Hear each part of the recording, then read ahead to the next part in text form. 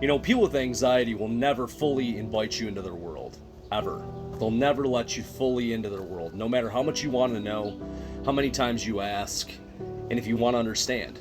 But I can tell you and give you a little bit of insight into it if you want to listen.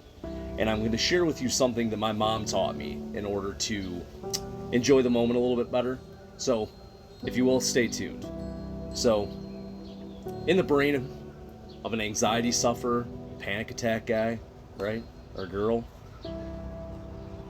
it's like the darkest of alleys in the worst fucking neighborhood you can think of. It's a dangerous fucking place. It's a dangerous place up there. The amount of catastrophizing and overthinking that goes on, couldn't even begin to try to get you to understand. It's realistically impossible. Impossible to make you fully understand. One of my favorite quotes is, a person that worries suffers twice. A person that worries suffers twice. And I tend to rely on that quote every time things start getting a little shaky, or I start thinking, overthinking, having fears. And, one of mine, health anxiety. Health anxiety is the rough one, right? It's one of the toughest parts of anxiety, is all the body symptoms. All that shit's real, right? You feel all of that stuff. You feel every bit of it.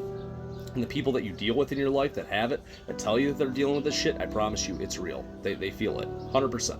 100%. All the chemical processes, the chemical releases and whatnot, the being tight and fight or flight, all the shit that goes along with that causes a lot of body symptoms.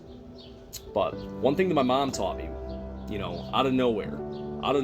First time I ever shared this was a little bit earlier with a friend that's actually going through like a little bit of a medical thing himself right now.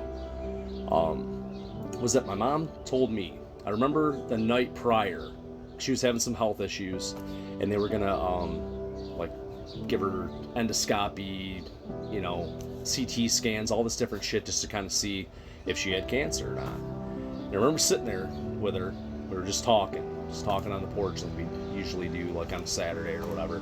And I asked her if she was scared. And she dead ass looked me in the face and said, "Bert, no, I'm not. Not in this moment." I'm like, "Well, what do you mean?" She's like, why would I allow the worry of something that hasn't happened yet impact this moment right now? Yes, chances are that the news I'm going to get tomorrow is not going to be good. But in this moment right now, I don't have cancer. My world does not have cancer in it as far as her life. She's like, in my life, cancer isn't a part of mine in this moment right now. So why would I worry about it and ruin this moment? Because this could potentially be the last moments of my life. The cancer isn't a part of it. And I think that stands true for anything that you're worried about.